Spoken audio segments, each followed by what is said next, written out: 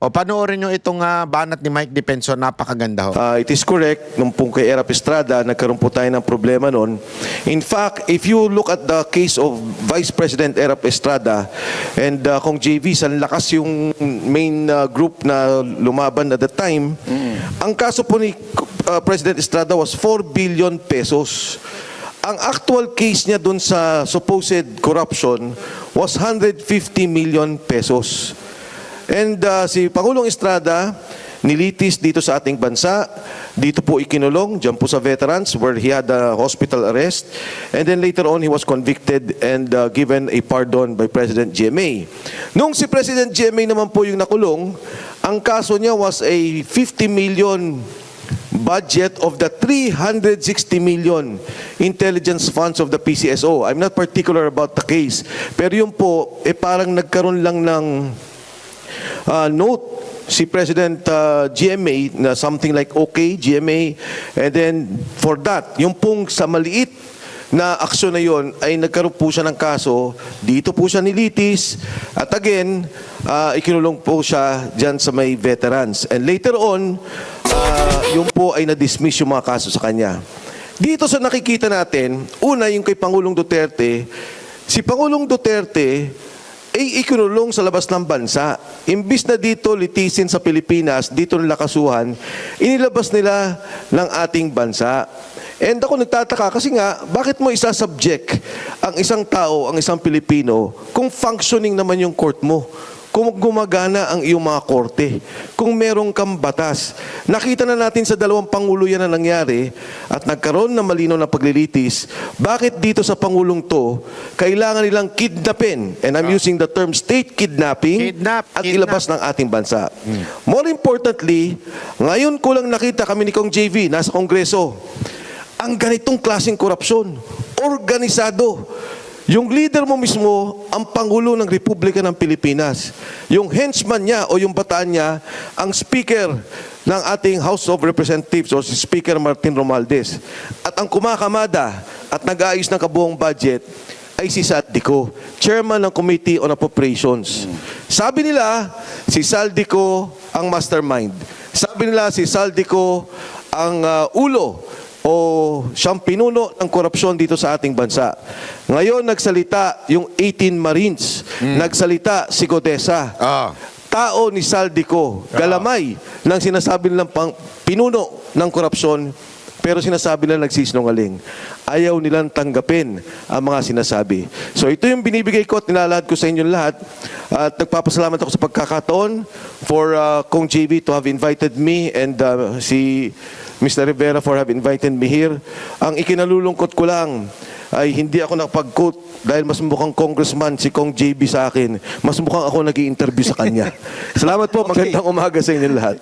You know, the character of Secretary and Congressman Mike Defensor is that if you give him a microphone, it is impossible to know when he will stop. Talagang magaling siya magpaliwanag. Now, I'd like to go one by one through the comments that you made, Kong Mike, no?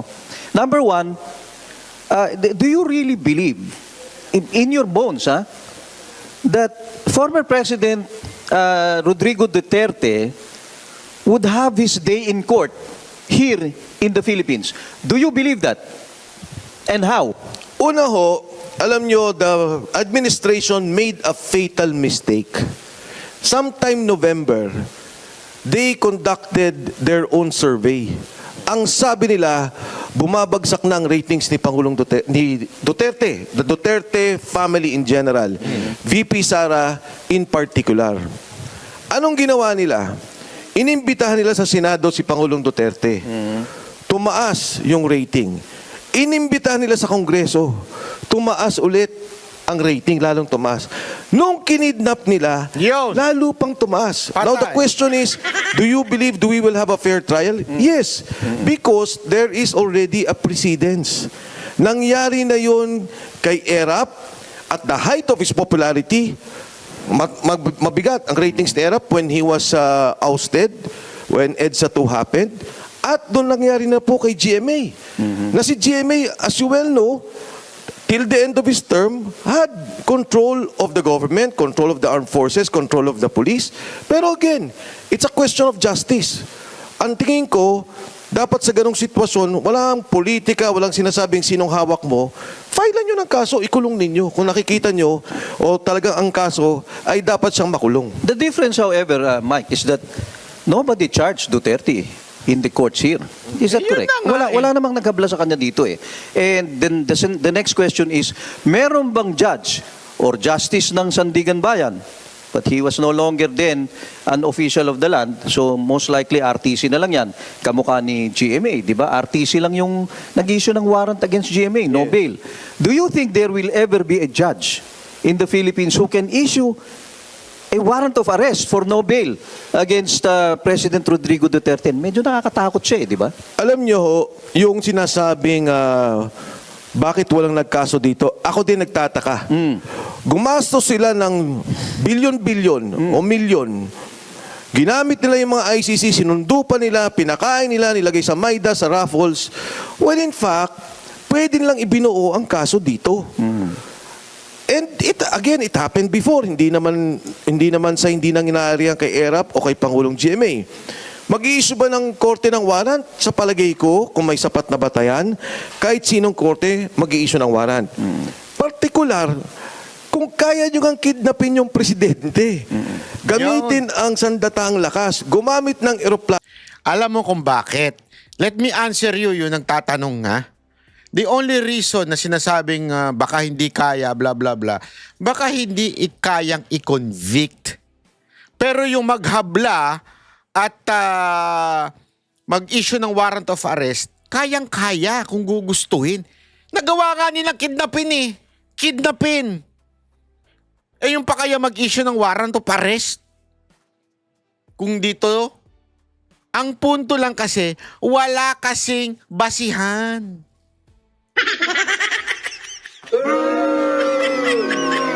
At walang pag-asang manalo. Gago! Yun ang katotohanan, mga kababayan. Hindi makukonvict. Baka nga hindi pa umabot sa probable cause eh. Kasi probable cause ngayon, meron ng tinatawag na probability of conviction. So napakahirap talaga na magkaroon ng ng conviction kung wala namang masasabi nating sapat na ebidensya. Hindi naman kasi pwede nga dahil lang nag-pronounce na papatayin ko kayo, yun na yun. Hindi ganun sa korte. Remember, always remember this, ladies and gentlemen, people in the house. Kailangan, ang is personal. Crime is personal, ika nga. Hindi lang basta-basta, dahil nagsalita, papatayin ko kayong mga adik. Hindi pwedeng gayon. Hindi pwede, di ba? Nililinaw yan eh. Ilipad ninyo yung tao. Ito pa magkaso dito, para bang nahihirapan sila? I don't think so. I think, siguro, sa kanilang pananaw, mas mabuti, ialis yan ng bansa. Which is wrong. Yun ang pagkakamali nila. Dahil nung ginawa nila yon, nakinuha yung Pilipino, ibinigay sa banyagang korte, iniliti sa banyagang batas, nagalit. Hindi na usapin to ng Duterte, Dilawan ka, Pinklawan ka, Leni Robredo ka. Pero yung taong bayan, nakikita nila na hindi dapat gawin sa isang Pilipino o gawin ang isang kaso ng dahil lang sa politika sa isang Pilipino at sa dating presidente. Okay. Let me ask you this. In the interest of disclosure, were you given any appointment during the Duterte administration? Wala akong JV. In Wala. fact, kung nare-recall mo, nung unang nagtakbuhan yan, I was aligned with Speaker. Yes. And then later on, nanalo si Speaker Alan Cayetano. I was the last one who was given a committee. Kasi medyo nagkaroon kami ng... You were a congressman then? Congressman. Di naman kami nag-away ni Alan, pero I was the last one given a committee. Yes. Nung umupo si Speaker Lord Velasco, tinanggal pa ako. Tinanggal, oo. So I was never a favored congressman. Magkaibigan kami ni Pangulong Duterte. Pero alam ko naman, hindi naman, para sa akin di ba, hindi naman gano'n na porkit magkaibigan kami, kailangan ako gawin mo deputy speaker o bigyan mo ako ng pondong ganito.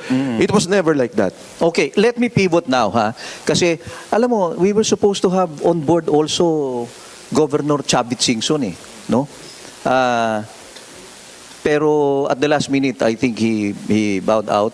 But you're here. So I'd like to thank you so much for this chance that you will be here.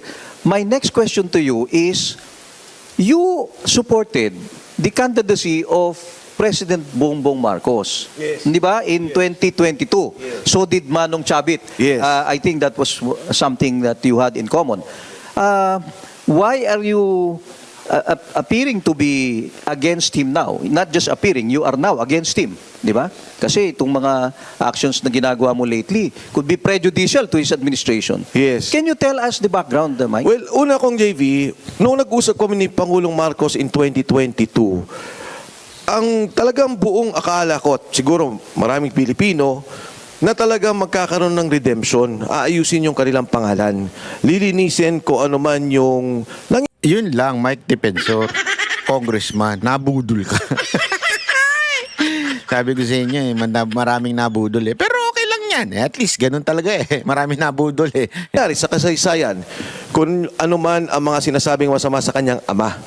At yun din talaga yung kampanya na huwag nyo namang ikumpara yung anak sa tatay. Parang ganyan din yung linya o naratibo ng kanyang kumpanya.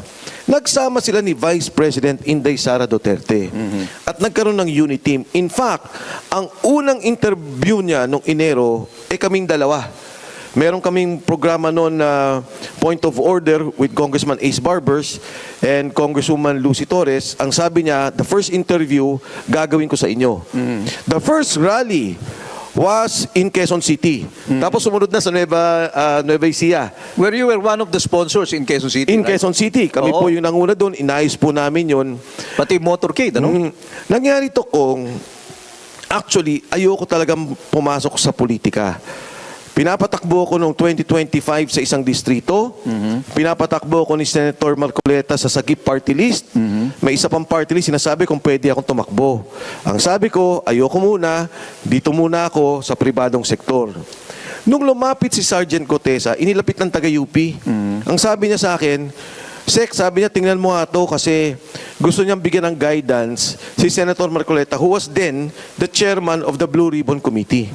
So nag-usap kami ni Sergeant Cotesa. Nagulat ako. Ang laking gulat ko. Tapos binanggit pa niya yung 46 suitcases na naglalaman ng about 40 to 50 million per suitcase. Isang delivery. Ang sabi ko sa kanya, pagka maganda, mag-usap kayo ni Senator Marcoleta, banggitin mo yan sa kanya. So naset ko yung meeting, nagkita kami ni Senator Marcoleta, sabi ko baka gusto mo itong pakinggan. Nung nagkwento si Sergeant Cotesa, sabi ni Senator Marcoleta, baka pwede kang lumabas. Kasi ito na siguro ang huling hearing ng Blue Ribbon Committee at hindi na madidinig yung sasabihin mo. Nung lumabas si Sergeant Cotesa, initially, ang akala ko, pro-protektahan. Dahil meron talaga siya doon na humingi siya ng protective custody, but later on, sabi niya, kaya ko na. Kaya na ng aking mga kasama. Nung una, protected siya. Later on, as I've said, na-detain na siya. At naparitrack na nila yung affidavit. Video pa nila. Kawawa yung tao, I have proof na talagang under duress ginipit si Sergeant Cotesa. Ayoko lang ilabas, baka lalo pa siya mapahamak. Ngayon, nung lumabas na yon, nagsalita na ako. Ilabas mo na, Congressman Mike Defensor. Sige na. Wala na, nandun na siya sa ibang bansa eh. Wala na yun eh. Oh. Nagsalita si Saldico. Dati nung kay Gutesa, ang sabi ni Gutesa, si Speaker Martin lang. Nung lumabas si Saldico, kinuwento ni Saldi, ito yung delivery ko. And alam mo, kung JV ngayon nakakapag-usap pa kami ni Saldico. Lately, hindi. Ang dami niyang kinikwento sa akin. On how the corruption is organized, systemic corruption is organized, at yung pag-deliver niya ng pera. So you're open. Kung Mike, pakisabi naman yung ginastos ko sa kaso. Bayaran niya, dismiss naman eh. break with the Marcos administration came only when you were introduced to Sergeant Gutesa. Is that right? Yes. Iyon lang. Yes. Prior to that, Tahimik you lang were ako. not critical of the Marcos administration. Well, napapansin ko na. Oo. May mga mali Pero na. hindi ka nagsasalita. Hindi ako nagsasalita. Tahimik lang ako. Like many other Filipinos. Tayong lahat. Tahimik lang. Pero nung tinira niya na si Gutesa, yun na, openly. Pero kung Mike, matanong ko lang, do you know where Sergeant Gutesa is right Ang now? huling pagkakalam ko kung JV, ang sabi sa akin ng mga kasama, safe daw siya sa probinsya, sa isang probinsya. kala ko sa ibang So hindi ko bansa. na inalam. Ang sabi nila, okay naman siya. Kasi yun lang naman ang akin eh. Alam mo siya, Nasa Ilocos Norte ba? Gago! konsensya ko rin. Kaya nga yung 18 Marine, sabi ko, hindi ako papayag na magawa ninyo yung ginawa ninyo kay Gutesa. You have no intention to assist Sergeant Gutesa to come back to the Blue Ribbon Committee to testify. Ang hirap kong JV na i-trigger yon kasi hindi ko alam kung sino nakapaligid sa kanya. Okay. Baka mamaya, kunyari lang, mag-file tayo sa korte Oo. ng writ of amparo or writ of habeas corpus. Maganda makuha uli si Gutesa, no? Maganda yun. Baka pwedeng kunin nung ex-marine, yung 18. Na 16 na ex-marine at 2 army. Kung saan man siya kinidnap ngayon. Ganun ba sinasabi mo, Congressman Mike, Defensor? Baka may matrigger na hindi natin gusto eh. Mas gusto ko ng tahimik na lang. So, for all intents and purposes, yung issue ni Gutesa is now a set-aside issue. Wala na yan. Hindi na yan babalik sa Senado. Sana pabalikin nila at ang dapat pa nilang ipatawag. Ito naman ang galing na to kay Senator Ping Lacson. Naku po, Siya maniwala mismo ka ang dyan. nag-speech nito. Naku! Ang sabi niya, Si Pinky yung Lacson. pera na sinasabi ni Saldico, mali. Yung perang yon ay delivery ni Adrian Bersamin at saka ni Yusek Traigib Olaybar. Nako. At ang sabi nila, yun daw ay 8 billion pesos. Okay. Senator Ping ang nagsabi. At ngayon ko lang po sasabihin, yung 1.2 billion pesos na kay Yusek Traigib Olaybar pa. Nako. Alam nyo ho, may 2 silang armored van Nako. nakaparada sa Diamond Hotel. Nako. Doon ang delivery, doon ang nag-iipon. Nako. Nagkataon, gumuli yung issue, kaya po may 1.2 billion pa na nandun na nakatago sa kanya. Okay. Sandali, Kaya asan kung mo? JB, hanapin Sandali. natin. Nasa Diamond Hotel ba yan? Alis na ako, puntahan ko na ngayon. Hindi, wala daw. Ito, Alam mo, ako sayang na- yung pera. Ay, anong nangyari doon? Ba't nawala? Dulo na ba yun? Dulo na yun? It is correct. Sandali, Nung asan kay na Era yun? Pista. Nagkataon, gumuli yung issue, kaya Sandali! Pupuntahan ko na! Hanggang doon lang pala yung video na yun. Sayang, makapuntahan nga. Hindi, alam mo matindi talaga itong sinabi ni Congressman Marcoleta. Congressman Defensor. Ito pa, yung interview niya. Maganda rin to. Sir, nadamay na po ang pangalan ni former President Gloria Macapagal-Arroyo sa issue po ngayon sa paghanap natin ng hustisya sa korupsyon. Kayo po ay dating cabinet ng GMA administration. Anong masasabi mo, sir? Well, una sa lahat, alam mo si Secretary Ronald Llamas, kaibigan ko yan. And alam ko na alam niya na napakasama ng korupsyon na nangyari. At alam ko rin na ang ginagawa niya ay ilihis yung sitwasyon o yung issue sa parang usaping politika. Pero hindi yun ang problema eh. Yun ang Ang problema natin ay yung korupsyon na nangyayari sa ating bansa. Yun. Ang problema natin yung maluwakang Yun. at sistematikong pagnanakaw sa ating pondo. Yun. Kaya huwag tayong magliliis. Maraming sinasabi yung tatakbo sa Quezon City. Ngayon naman si Gloria Macapagal-Arroyo. May tatakbo daw sa 2028 na Senado. Hindi po yan. Malayo pa ang eleksyon. Tama. Baka mamaya wala ng bansang Pilipinas pagdating natin sa panahong yan. Wala na, Kasi wala nang masyadong pera eh. na-bankrupt ang Puro ating utang na bansa. eh. Napakagulo na. Walang negosyong gumagalaw. Tama. Walang yung trabaho ay nawawala. Tumataas ang presyo ng mga bilihin. Huwag po nating intindihin ang politika. Nako, ang tama tindihin natin sa ngayon ay yung ating bansa. At ang liderato ni Bongbong Marcos na patuloy nakaupo bilang Pangulo ay hindi makakabuti. Yan. Sa ngayon, sa bansang Pilipinas at Nako. sa darating na panahon. Dahil dyan, Sir, susunod ka parang na. timing din yung pagkaugnay sa pangalan ni former President GMA na magtungo naman si former President Gloria sa Davao with VP Sara.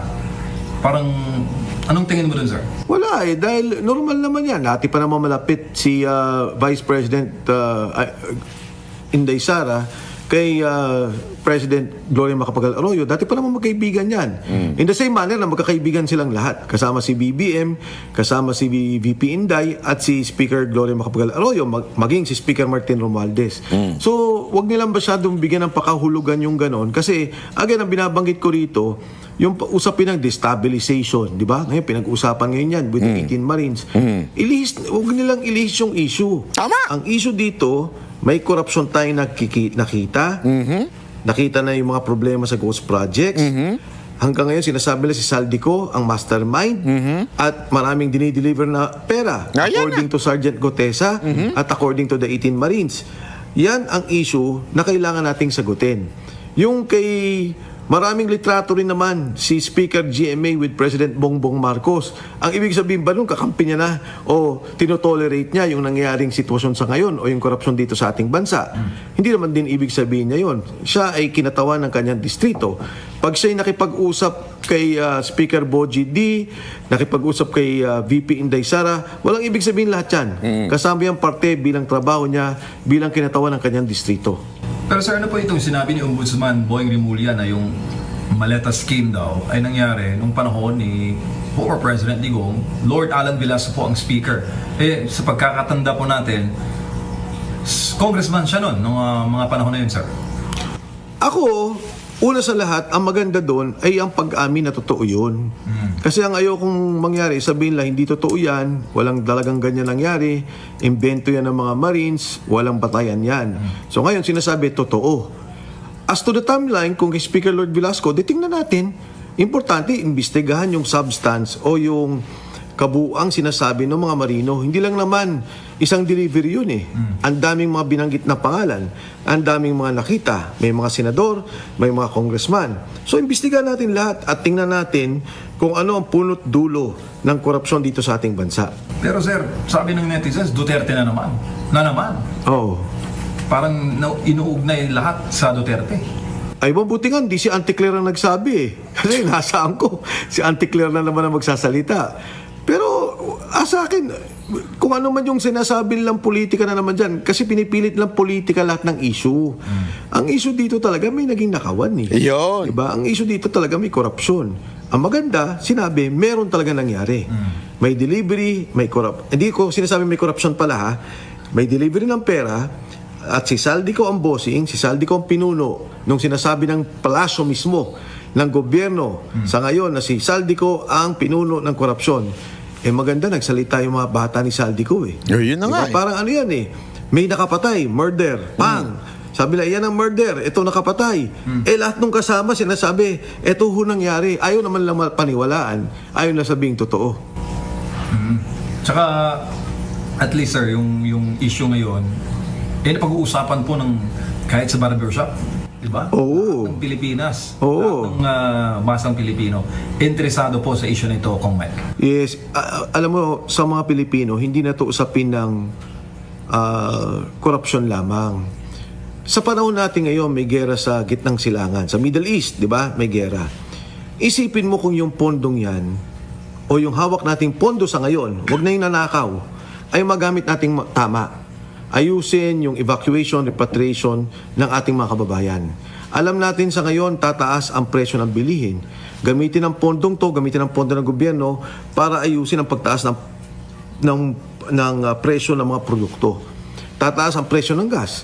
Gamitin ang pondong to sa paggamit para ayusin ang presyo ng gas. Alam mo, kaya kong buksan ang budget sa ngayon. At kaya kong sabihin, itong mga budget na to, pwede nating i-realign para lamang makita natin yung naging problema o magiging problema na kailangan nating ayusin. Dahil ito, hindi na to simpleng sitwasyon para tayong bumalik sa COVID. May problema tayo. So lahat ng pondo i-realign natin para masagot at para ibsan yung magiging paghihirap ng Pilipino dulot ng gerang nakikita natin sa Middle East.